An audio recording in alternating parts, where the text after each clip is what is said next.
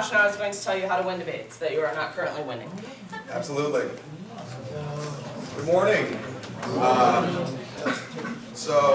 talked to you all a little bit before, and I'm going to talk a little bit more now. Focus, people, this focus. lecture, Winning Debate, which is essentially 31 things that you don't do right now, but you should be doing to get some wins in some debate rounds. If you've been to this camp, actually I don't think I did this one last year. I did it the year before. So unless this is your third year here, many of these will be new to you. Now, I'm going to do something that's a little unorthodox. Well, not within debate, but I'm going to brag a little bit, actually. And I'm going to tell you a little bit about myself. That would be Josh, the guy who's talking. All right. First, I'm the Assistant Director of Debate, incoming for the new program at the University of Houston. This is the building I work in. It's cool. It has words that are projected on it at night. But prior to that, I was a graduate assistant coach at the University of Iowa for the last 2 years. Before that, I was a graduate assistant coach at Wake Forest University and was doing my master's degree. The 2 years that I was there, we had a team in the finals of the NDT and then the semis of the NDT, along with a team each year in the quarters of the NDT. Before Wake Forest, I was an assistant coach at Michigan State University. All right, where in 2006 we won the NDT, and in 2005 we were in the quarters, and in 2004 we won the NDT. All right? The reason that I tell you these things, and I'm bragging a little bit, is that I have been blessed with the opportunity to work with some really, really successful debaters. Some of the best debaters of the last 10 years, in fact. And all of them had a couple of things, 31 of them at least, as we'll find out, that they did really well. Things that were habits for them, and things that they consistently did. And the result with that is that they always got a bunch of easy wins at every tournament we went to. And when you get easy wins, it means that you can save your effort, you can save your energy, and you can save your mental power in particular for those tough wins and for those bigger debates that come on later in the tournament. You're not exhausting yourself rounds 1, 2, or whenever. So a little bit about how this lecture is going to work. These are in no particular order, all right? All of these are habits of successful debaters. Now, I want to emphasize the word habits, all right? Habits aren't the sort of things necessarily that you think about, all right? They're the things that you just automatically do. They become a way of life. The way that you just simply do debate is composed of these different things. And I would encourage you to do every single one of them as much as you can, all right? So as I said, in no particular order, and without further ado, habit number 1 is to compete. I don't think enough people necessarily do this well, all right? When I say you should compete, I don't mean you should be mean. I don't mean you should seek to destroy and embarrass your opponents, but rather you should try to win each and every single debate that you have, all right? Let me tell you something about the way that tournaments work, all right? It's something you already knew, but never really did much about. At the end of the preliminary rounds, when they calculate the speaker awards, and when they add up the records of every team to determine who's going to be in the elims, winning round 6 on that computer is the exact same as winning round 1, all right? Your job at a tournament, if there's, say, 6 debates, is generally to go 4-2 or better. Probably 5-1 or better in order to be in the elimination rounds of the tournament. All right? And winning the first 5 and losing round 6 is the exact same as losing round 1 and winning the next 5. But lots of teams give away easy wins at various points during the tournament. They don't come prepared and they don't compete in each and every debate. They either don't get enough sleep the night before, they're not necessarily prepared for the tournament, they have an off round or something like that, and they give away wins. Always be ready to try and win debates. All right? That's the point of coming to a debate tournament. One of the things, like it or not, that is a fact of debate is that there is a winner and a loser in each and every round, and the activity is designed and based on that. So unless you are trying to win, it's not working right. Habit number 2, all right? Bad arguments lose debates, all right? Bad arguments lose debates. Good arguments win them. you should be pressuring yourself to have the best arguments you can in any given situation. All right? Good is not good enough. Except when it is, and we'll talk about that later. But never go in with just saying, well, we've got this or that. Never say, well, we're going to go for theory or something like that. Never have the same one-off argument you read over and over and over and over. It makes you predictable, and it's bad. All right? Bad arguments lose debates. Habit number 3. This is one of my favorites, all right? Never lose. Never, ever lose. And you'll say, great, Josh. Hopefully the next 28 explain how it is that we win every time. That is not what I am saying. I did not say win every debate. I said never lose. And here's the distinction. All right? If you get beat, it's the other team's fault. All right? You went in and you did everything you reasonably could, and they still laid you out. All right? You got knocked out. You got beat by a better team who had better arguments, better evidence maybe. They were really good, and that happens. All right? If you lose, it is your fault. It meant that you did not come in prepared. You lost to inferior competition. You lost to a team that was poorly prepared, a team that wasn't very skilled necessarily. All right? And I think everyone can think of a time in their debate career when they've been competing when they could tell the difference between getting beat and between losing. Never lose, always get beat. Every good debater will always have a story. And you should go check out Facebook and look at the NDT to Tradition group if you want to hear all of these stories. All right? Because you will have debaters from the last 40 years. And inevitably one of the topics that comes up is talk about the worst beating you ever took in a debate round in college. All right? Or in high school for that matter.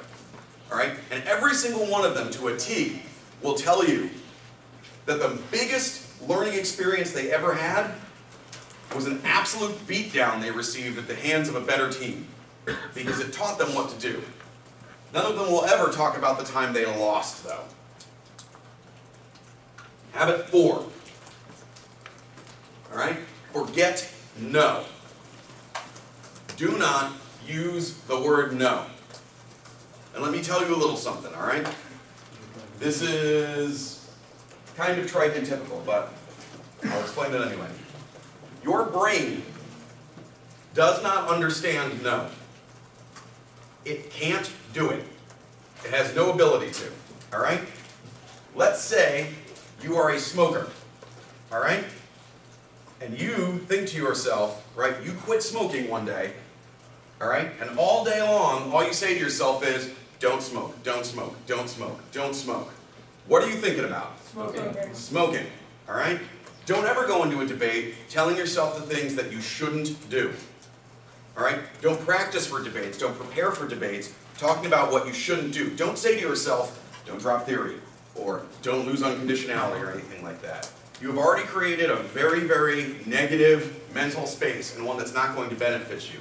The answer, when you have something that you don't want to do, is that it's never enough. In fact, it's woefully inadequate to say, don't do this. You have to envision what you're going to do instead.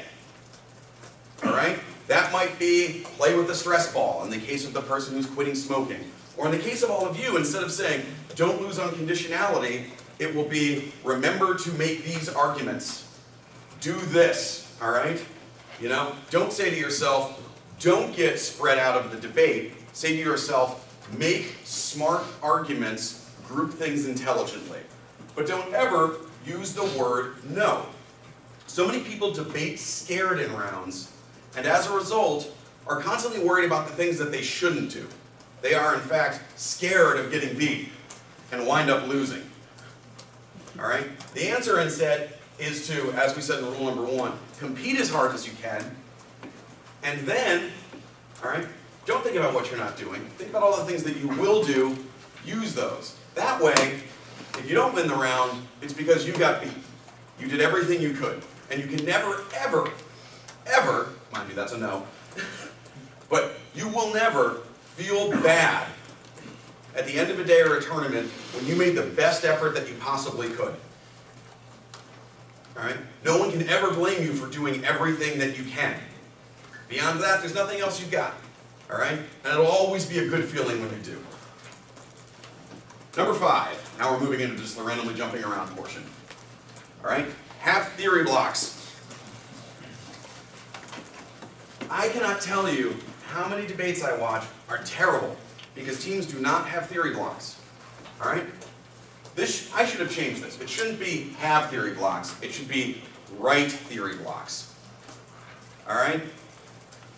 You know, in Japan, it used to be the case that every samurai, supposedly, was never really like a samurai. You know, they weren't like fully grown until they made their own sword. You know, one of the things in like Star Wars is that every Jedi has to make their own lightsaber or something. Star Wars is really actually kind of a rip-off of a Kurosawa film about samurais. But, either way, you should write your own theory blocks. All right? Because if you actually get them done, and they wind up looking like what most everyone else's theory blocks that are decent look like, it will because you thought about and explored all of the arguments. You put them into your own words. All right? And here's the crazy part. Chances are, once you're done with that exercise of refining them, of changing the wording, of tweaking everything, you probably won't even need them anymore. Chances are you'll be able to recite them from memory. All right? And especially in an age of paperless debating, where debaters never flow, but instead just literally read whatever you are saying off of the computer. I cannot emphasize enough, and I'm going to make this point 5.5 right now, actually. I should have included this. All right, I'm doing it on the fly. Point 5.5, all right? Do not just read off a computer. Huh? Not flow, all right? What are the 2 permutations you should pretty much make against every counterclaim? Perm do both and perm do the counterclaim. You should pretty much always make those. All right, unless it's like some advantage counterclaim that's obviously has no part of the affirmative in it or anything to do with the app, in which case then perm do the counterclaim is stupid. Never, ever have those on a block. All right? Punish teams who aren't actually flowing you, but instead are just reading. Finish one card, and then say, next argument is permutation, do the counterclaim. Then read your next card or make your next argument or something like that. There's a lot of people who will look at me and just be like, oh, that's trickier, that's kind of cheating. No, it's not. All right? Don't give me that junk. All right? For millions and millions of years, all right, literally, back to almost the Big Bang when debates started, all right? You know, back when Tracy and I debated, all right? People read off of this stuff, you may have heard of it, it's called paper, and they frequently made up a lot of their speech as they went along and didn't write every single thing down and just read it as if it were like, you know, a novella or something, all right? You can still do that, and there's this other thing we did back then. It was called flowing, and it involved taking a bigger piece of that paper stuff and making notes of all the arguments that were in the debate so that one could answer them all. Here's a secret. All of your judges are pretty much old like us, at least the ones that are awesome are, all right? And we do the flowing thing, and we reward debaters who do it and do that line-by-line debating thing too. Point number 6. Do updates. Do updates. They're so easy. All right? You can even get your computer to do them for you. You can get Google News every morning or every evening or whatever time you want. You can even, down to the second, you can pick it. It's amazing. To do a search of the news on whatever topic you want, whatever search it is that you do, and then email it to you. Right? You can have Google do it. If you want to get really advanced, you can set up an RSS reader, all right? Like Google Reader or something, and it can just do your updates for you. If you've got the RSS reader, just keep it open. As a new article comes in, take a look. If there's a card in it, cut it right then. Right that second. It takes 10 seconds to cut a card out of like an AP or Reuters article that comes out, that's some sort of update thing. And then you will be constantly doing updates. And if you do that, let's say 5 times a day, you cut a card. 5 days in a week, you'll have cut 25 cards, all right? Which, and I don't mean this is any offense to you, I'm guessing is probably more cards than almost every single one of you cut on average in a given week last year. And you could do that without literally wasting a single second of time that you wouldn't have already blown just staring at the ceiling. And trust me, I do it all the time. All right, anyone who's in my lab really knows that I just kind of check out sometimes. It happens. All right, do updates. 90% of teams in high school don't. All right, the sub-tip on this one is especially concentrate yourself. Every Thursday, you'll get things like the Thursday file and the politics disads from Planet Debate and stuff like that. When you go to a tournament, you make sure you've got those disads beat. Not just a little, you make sure you've got them beat. Because 95% of high school teams just read those. All right? And if you've got those beat, that means 95% of teams out there don't have a politics disad that they can beat you with when you're affirmative. Which means chances are, you're going to win at least 2 out of 3 of your affirmative rounds. Number 7, all right? This one I am absolutely stealing from the most successful debate coach in history, and that is offense, offense, offense. All right? You've got to score some points if you want to win the game. All right? You've got to make offensive arguments in debate, and you have to understand the difference between an offensive argument and a defensive argument. Offensive arguments get you into the game, all right? It is one thing to make as much of the other team's case go away. It is another thing to prove why yours is better. Note that I have not said to prove why theirs is bad. Your goal in the debate is to prove why you are better. There is no good or bad in debate. Every judging, evaluation, and decision is comparative. There are only better and worse. Debate like it, use offensive arguments in order to prove why you are better. That's all you gotta be is better. You don't have to be perfect. Just better than something. Be it the status quo, a counterplan, the plan, an alternative, whatever. It's just about being better. Offensive arguments prove why you're better, not why they're bad. Number 8. If I had $1 for every time I nearly murdered a debater for not doing this one, I would have at least 20 bucks. All right? It's highlight your files. All right. I worked with someone, a really, really good coach when I worked at Michigan State University, a guy by the name of Mike Eber. I've never known a better researcher in my entire time in debate, and I'm going over 20 years in debate now. Best researcher I've ever seen. Before the season on the China topic in college, which was 2005-2006, he did a file that was like the most amazing consolidation along with a ton of new cards he cut to just answer every international relations critique you could imagine. It was like a 450-page file. All right? It was beautifully organized. Everything was awesome. And we would go into rooms and coach people before they would have a debate against a team that was going to go for like a security K or something. They'd pull out this file that they got like the first week of August. It would be December. We'd be down at a tournament in California. All right? And they'd have like 4 pages highlighted in it. And it got to the point where we literally just started getting up and walking out of rooms. All right? Because our debaters had not done any work for preparation, and we were certainly not going to help them prepare before the round then. There were other debaters who had. We were going to go help them. Highlight your files. It's how you know what's in them. All right? It's the only way that you can verifiably know not only what your cards say, but which parts of them you're going to read. How long it might take to read them and what's in it. You have to highlight your files, all right? If you, in your tubs, have, say, 20 highlighted and blocked files versus 200 that aren't, like the debater who all they do is just collect evidence from everywhere, and then they're like, I have every card against everything. I couldn't possibly lose. No, you're going to lose a lot. All right, because all you have is just taking up hard drive space. You don't have any evidence, because evidence is stuff that you know what it is and how to use it. The rest is just random ones and zeros floating around on your computer. Highlight your files. Number 9. Answer advantages. Even if you read a counterplan. What is the difference between an advantage and a disadvantage? One's you're better, one's you're worse. It's the one that gets out to the outside. Maybe. Close. I'll propose this. The difference is that disadvantages have 3 more letters in front.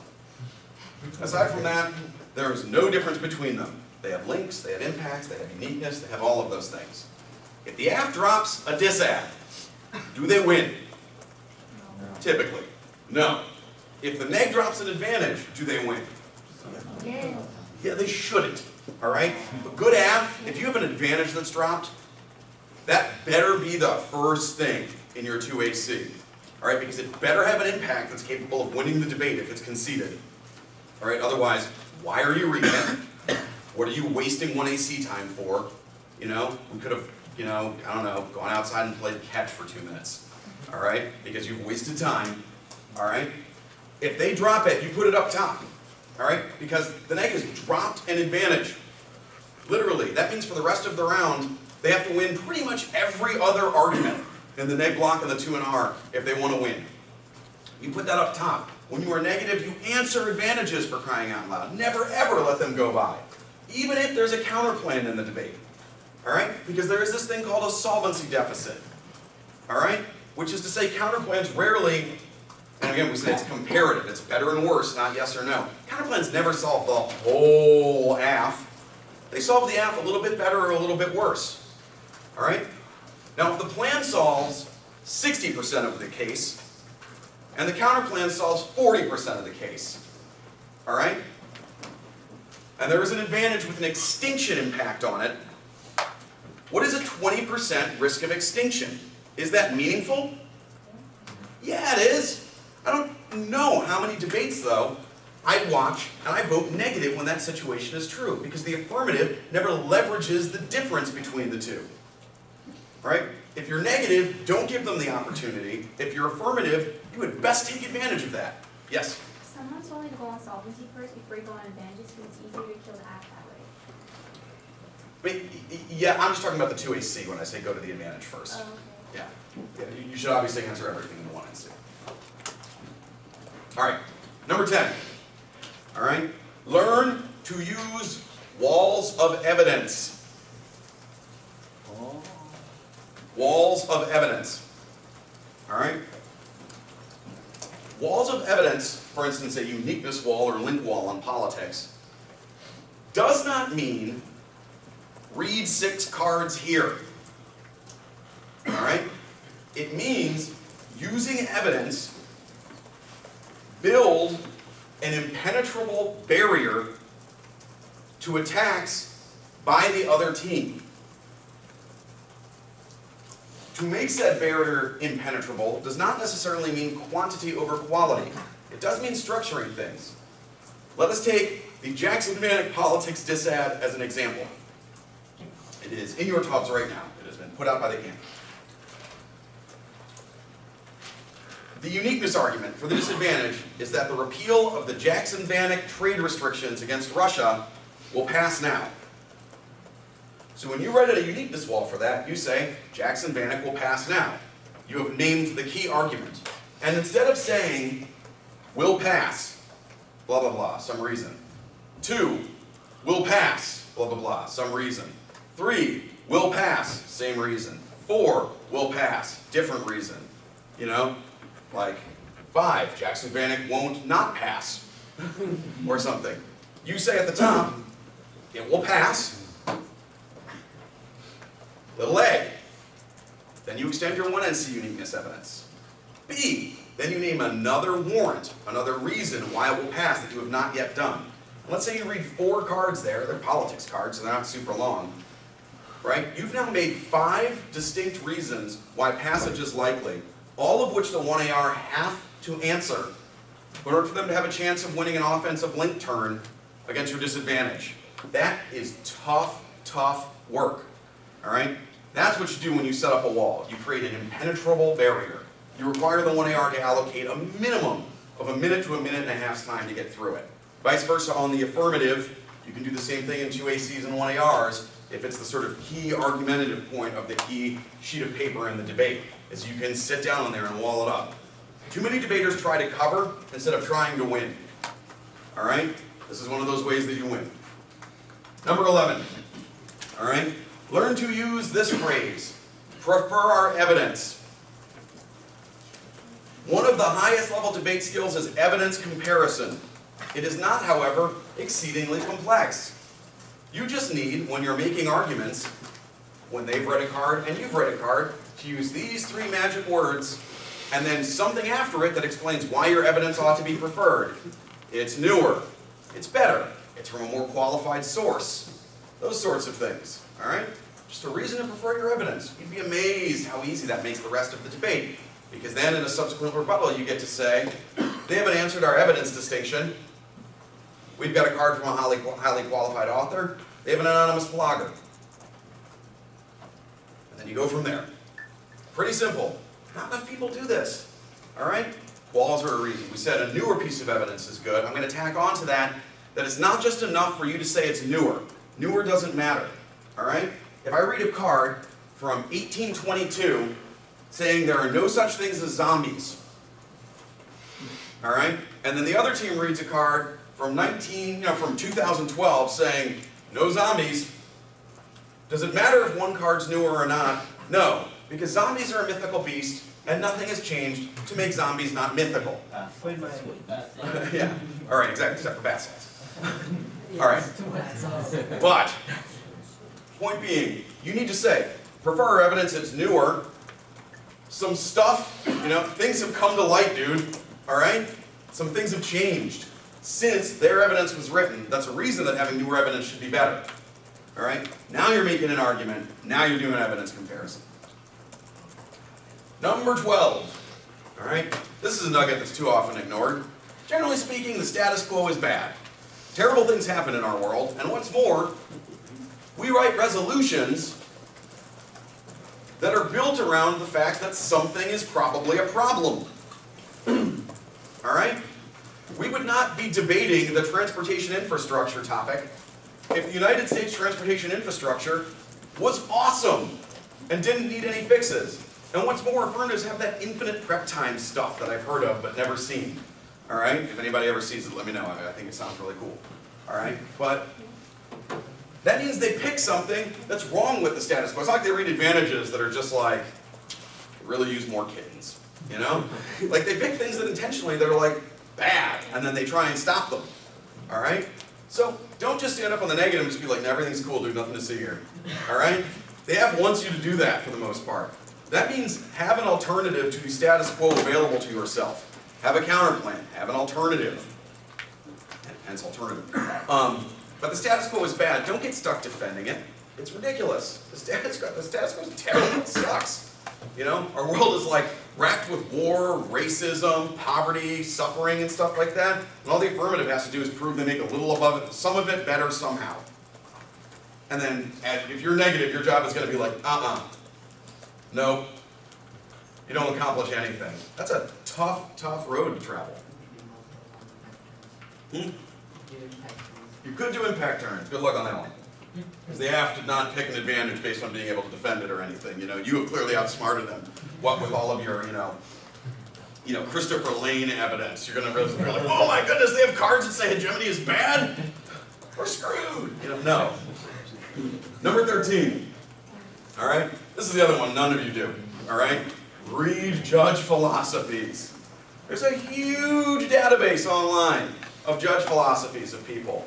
Or even if you don't travel the national circuit, you can make it and pull out the ones of the people that you do see. All right? Some tournaments put out judge philosophy books. Judges, most of them write a philosophy. Read them. They tell you how to win in front of them in them. It's like a roadmap to victory. It's like literally like the most simple ingredients on earth.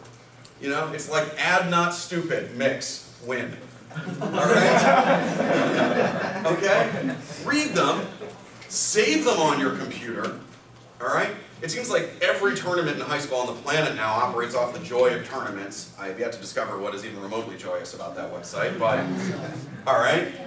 You can download a list of every judge of the tournament, and half of those times you can click on their name and get their judge philosophy. Put that on your computer. If you don't use a computer, print them off, bring them with you. All right? Before every round, read them.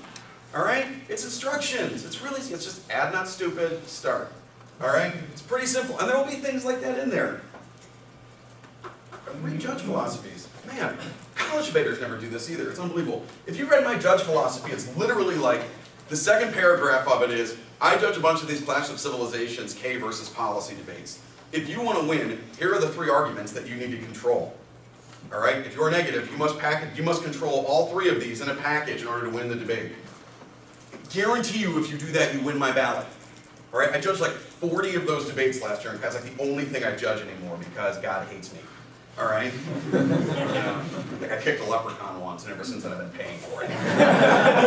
All right? But, all right? I put the instructions in there, and every single time someone did that, I voted for them. And every single time they didn't, I did not. Because in my mind, that's really the only way you can ever win one of those debates. It's the only way you can prove anything. All right? Shockingly, the people who checked that stuff out had a very good win-loss record in front of me. Some of them, wait for it, even referenced it in their speech. All right? They say, your judge philosophy says the 3 things need to happen in order to win. They have only accomplished 2 of them. Or we're going to win that they don't do this one or something like that. Boom. Circle their name, I'm out of there fast. It's nice. All right? You're saving everyone time and effort. Add not stupid, start.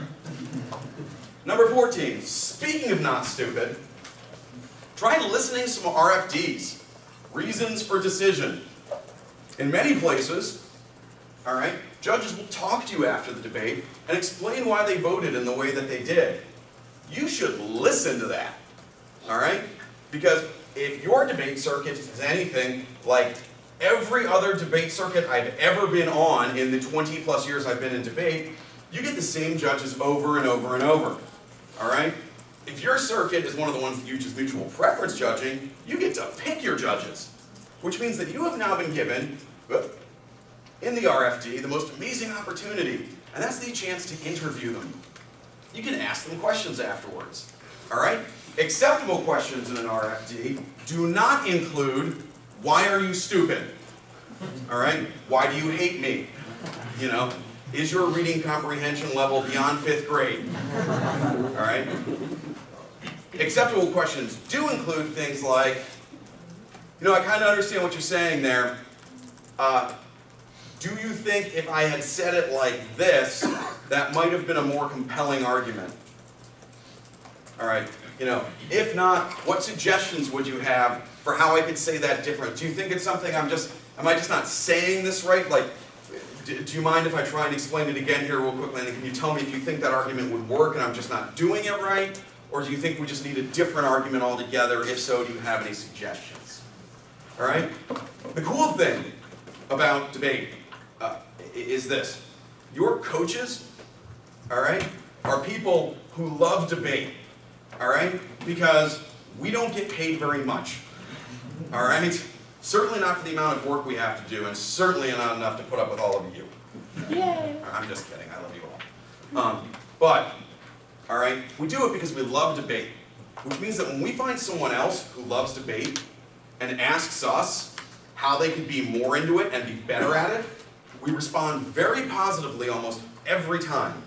We will help you get better, even if you're debating against our own team, because chances are there's no one there we hate more than our own team. Because they have driven us crazy for an entire year and as many as 4. Which means that if you can be more interested in hearing what we have to say than them, you will now become our favorite team. We might even quit and go work for you.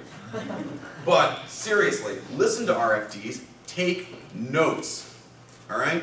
Take notes, extensive notes during RFDs. Don't be afraid to videotape them, all right? Listen to your RFDs. Good Lord, it's the most important part of any debate, all right? Final additional point on this, all right? As soon as the judge says, I voted AF or I voted neg, and signs their ballot, it's done. You can't change it, all right? It's not public forum, you can't go to the tab room and make them change the decision, okay? I didn't realize they did this. That's great, I can't believe they did it. And it's like all the time. That's like everything, it's just like, well, I voted AF. Ooh, I don't think so. No, we're taking this one upstairs. All right, it blew my mind when I saw that at the TOC. I was like, wow. But anyway, it's over. Be over it. All right, it's one of the toughest things to do is to be able to to let losses, all right, roll off of you. It might even be tougher to prevent wins from making your ego inflate. You know, you win a debate and you're just like, I'm the best that there ever is. This round went perfectly because we obviously won. Ha-ha. You know, no. Listen, all right? Get it out of your head and remember that you're about to get some really important input. Because if it's a judge you like and you see a lot, and it's against a team that you debate a lot, and you just lost, there's a good chance you'll be in that situation again. You probably want to know what went wrong and fix it. Number 15, please read case lists. All right? They're out there. All right? Even if they're not for your circuit, even if they're just for other places in the country against teams that you will never debate against, and you have no idea who they are, you don't even know where they are. You know? Read case lists. First of all, free evidence. Free cites. All right? Never, ever, ever just take a card and use it. All right? Even if someone gives you a file or a card, if it's not one that you're familiar with, go back and recut it. But go and cut every cite on the case list for every argument that you're interested in, and maybe some that you aren't. Read people's 1ACs, their 2ACs, their 1NCs, their 2NCs, their 2NRs if they're available. Get to know the ins and outs of everything, especially if it's against teams you debate frequently on your own circuit. Know what they're going to say before they say it. You just had a whole hour where Brian was talking to you about how to do film review and debate. All right? Why do people do film review, right? Like football teams do crazy film review.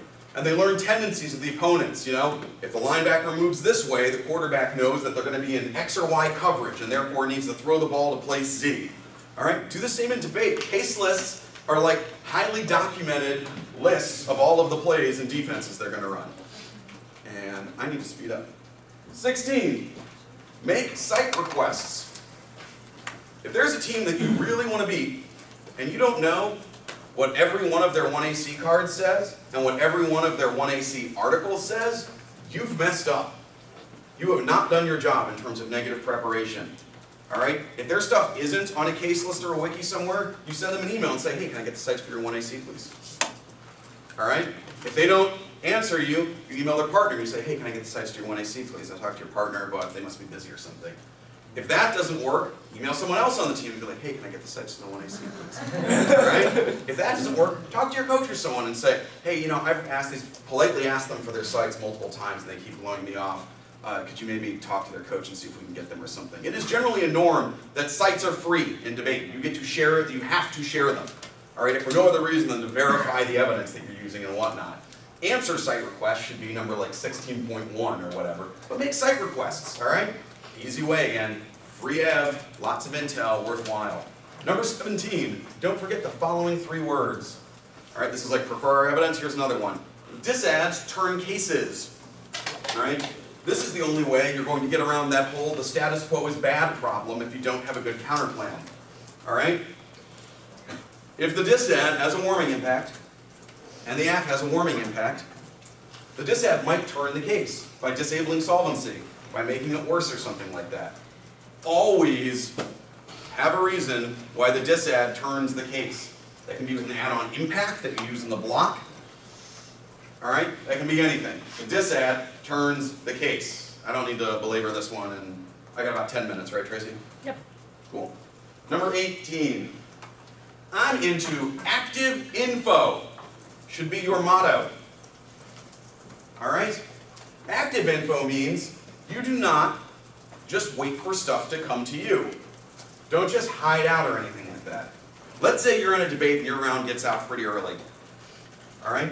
Walk over to that team down the hall that you're always debating. It's the one that you've hit in the semis in a few tournaments. And you maybe haven't been doing so well against them, or you have been, but you know they're coming for you. All right? Listen to their decision in a wholly different round. Because remember, we listen to RFDs.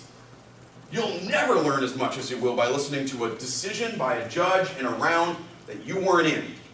Because you won't be either elated or pissed off because you won or lost. And you won't be tied into every argument in the round. You'll have an amazing perspective on what happened. Go out and get info. All right? Go out and ask people what they read. Be an active information gatherer. Unless you're on one of those circuits where you're banned from doing that, in which case then I recommend not doing that. But in theory, be into active information. 19 is spot. Can anyone tell me what spot is? Solvency. terms, offense, theory. These are the four answers, types of answers, not just four. These are the four types of answers you must always make to a counter plan. All right? If you cannot think of a solvency answer or do not have a card for one, make one up. Always make permutations. Always have some sort of offensive argument. All right? We'll count add-on advantages, all right, as offense for the purpose and for, you know, you're not into that whole brevity thing, right? Theory arguments, you should make theory arguments. Almost everyone's counterplan is conditional nowadays. Solvency terms, offense, theory, spot. There you go. Now you've heard it. Get it stuck in your brain. Do it every time. Number 20, use your downtime at tournaments. You spend less than half the time you're at a tournament actually debating. There's huge swaths of time in between debates.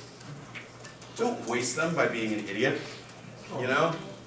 It's like there's so many people that I see at tournaments, all right, especially in high school tournaments, where they're just like, hey, me and my friends are going to just go outside and just run into each other for an hour. You know? And it's just like, oh, man, you could be doing something with that time. That something might be hanging out with your friends, but, oh, please, pick it. You know, do it on purpose. Be like, I have some friend time now. Now's me time, and I'm going to use it. Don't have downtime, all right? If you don't have anything like that to do, I suggest you sit down and maybe highlight a file you haven't highlighted yet. Or get together a 1NC. Or try and figure out who you might be debating, who's in your bracket. Figure out where you are with that. If you can get on the internet, maybe cut an update or two even. Because, you know, we cut updates now. We covered that way earlier. Use your downtime. Don't just sit around, you know, or just go like we're going to go outside and just ram into each other. It's going to be awesome. We're mountain goats. 21. No opponent tendencies. All right? Video review, caseless review, just watching and scouting debates. Know what your opponents are going to do before they do, all right? There are all these teams that are just like, well, you know, I really like to try and have a little bit of flexibility. I like to go for whatever I want, you know, kind of like whatever's the best thing, path of least resistance, you know, man, when I'm negative. And you just look at them, you're like, no, you don't. You're going to go for the K every time, every single time. And if you don't, you're going to be terrible.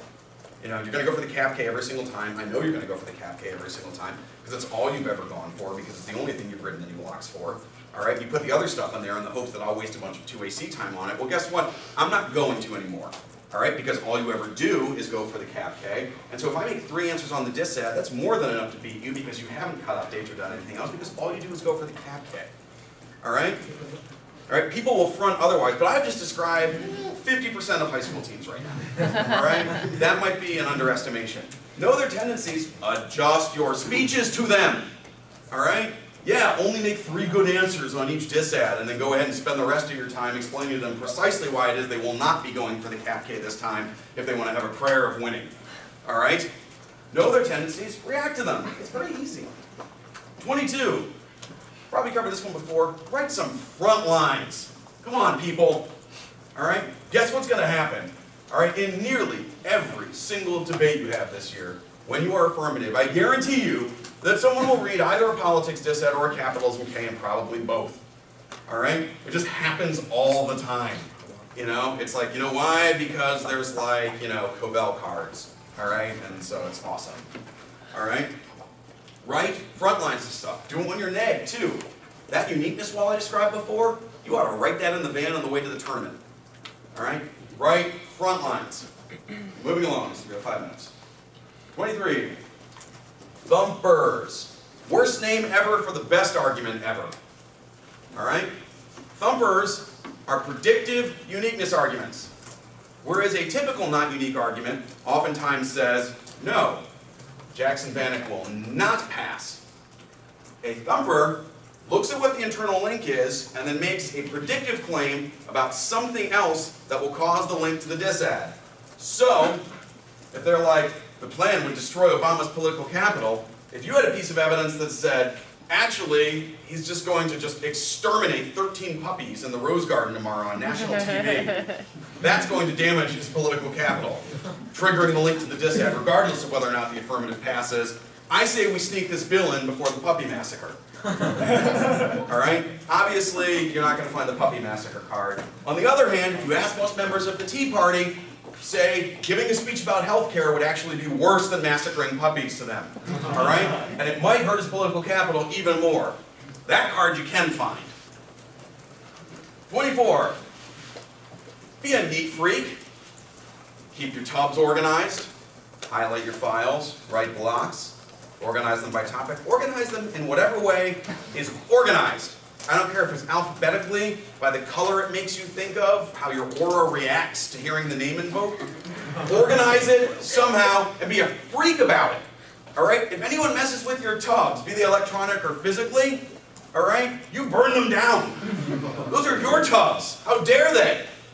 All right? Explain the rules to your partner. All right? Ditto with your table that you are debating on. All right, and you will debate on a table, all right, because later on you will hear some stuff today about widening the table is actually strongly correlated to about 73% chance of success in debate. Where are these statistics from? Pardon? Where are these statistics from? We made them up. All right? Keep your table clean. Be a neat freak. I hate debaters who lose stuff in the round. Oh, we're just gonna, we're done prepping, but we just need to find everything. You know, including the room. I don't know how we wound up somewhere else, but the other two, they went away. All right? That happens to me all the time. All right? And they're like, I just don't understand why judges like just leave during prep time now. Well, it's your fault, that's why. Number 25. Bring supplies. Duh. How about some pens, some flow paper, a bottle for water, and a timer. Minimum. All right? If you debate paperless, I would recommend a laptop. Preferably one for your partner too. All right? A power cord would be good for the laptop. I would suggest an extension cord equipped with a power strip on the end of it. All right? You may want a bag to carry all of this. You may just want to hold it in your arms like a papoose or something, all right? Either way, bring supplies, all right? Don't be that kid with the chewed up pen that they got from the judge. 26, my favorite question in debate. What are you doing? What on earth are you doing? If I am your coach, and I walk up to you before the debate, and you're negative, and I say, what are you doing? All right? The answer should not be, I'm trying to win. You know, or, don't drop theory, you know, or something like that. Oh, wow, really? My goodness, seriously, your Rhodes Scholarship letter must be waiting for you at home. You need to hurry up. All right, no. The answer is, we're going to prove that the politics dissad is bigger than the solvency deficit to our state's counterplan. All right? What are you doing? One sentence answer. Why you win the debate. It's the first sentence that your last rebuttal starts with. It's also the one, you ask that question, you formulate it, before you start prepping your rebuttal, and then you structure your rebuttal as though it were a 5-minute speech to prove that what you're doing is true. It's stunning. All right, hurry it up now. Number 27, methodical pre-round preparation involves, well, we're just going to skip through this real quick. 1, get the pairing. I'll put these up online, don't worry.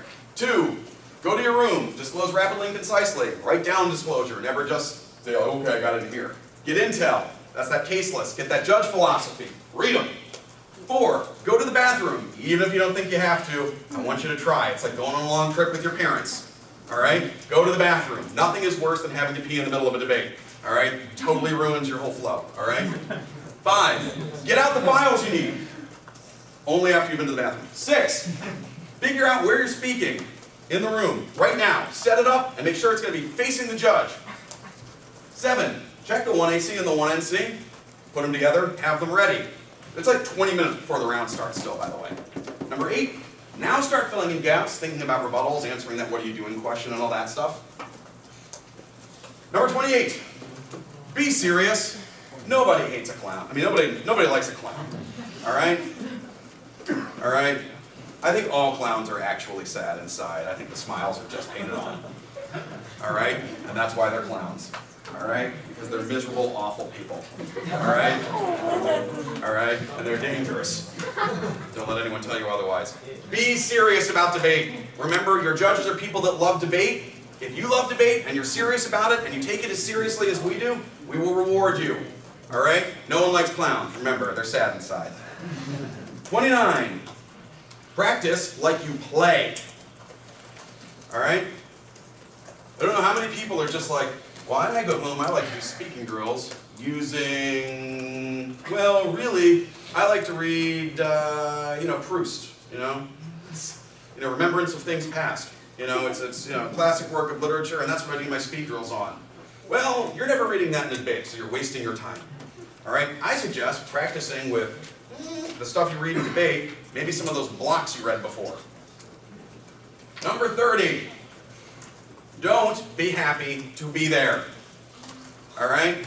It almost never fails that every quarterfinals debate I ever judge, I see one team who is laser focused and ready to kill. All right? And then I see the other team that's just like, oh, this is awesome. Oh, I can't believe we're in the quarters, dude. This is sweet. There's like the one guy who's sitting there who's just like, I might get a date, I might get a date, I might get a date. And I'm sitting there thinking, nah, you're still not. You're semi's minimal. Right? But don't be happy to be there, all right? This relates back to the compete one, all right? As soon as you have that face on, right, every shark on the planet can smell blood in the water, all right? Be there and compete. If you just made it to the quarters for the first time in your whole career, there has never been a better moment for you to make it to the semis for the first time in your career. All right? Take that momentum and keep going. There is nothing that is stopping you from doing it aside from yourself and possibly your opponents and or judge. But, truthfully, don't just be happy to be there. You just took 3 weeks of your summer to go to debate camp. Possibly 4, depending on who you are. All right? And that's why I have number 31, and that's love what you do. All right? I am a huge, gigantic nerd. All right? I have literally dedicated my life to debate and teaching people how to do it. That is the dorkiest thing on earth. All right? Seriously, that's like on the nerd food chain, that's only one level above speaks Klingon. All right? But the fact of the matter is that I do that because I've never in my life done anything that's harder, all right?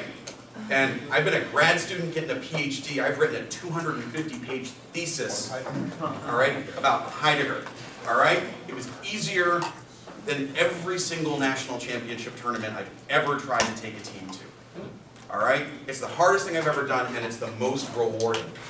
All right? And the reason it's the most rewarding is because I have never been involved in anything. I've taught high school, I've taught college, I've done debate. Nothing has ever transformed people the way that debate does when they put themselves into it. And I guarantee that if you love what you do and you put yourself into it, that you will reap rewards that you will still be thinking about in 40 years.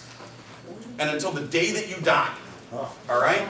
Don't just be happy to be there, all right? Today is the day, all right, that you make the quarters, and it's the same day that you make that semis round 2. And if it's not, then tomorrow is, all right? Love what you're doing and be into it. Like I said, you're giving up 3 or 4 weeks of your summer in high school. All right, your life is never going to be better than it is right now. That much I can promise you. All right? And you're giving me a month of it. All right? Because you're into debate. All right? Think about that for a second, and then think about what that means for the way that you ought to approach it. If you do, it's going to be awesome. That much I can promise. Thank you very much.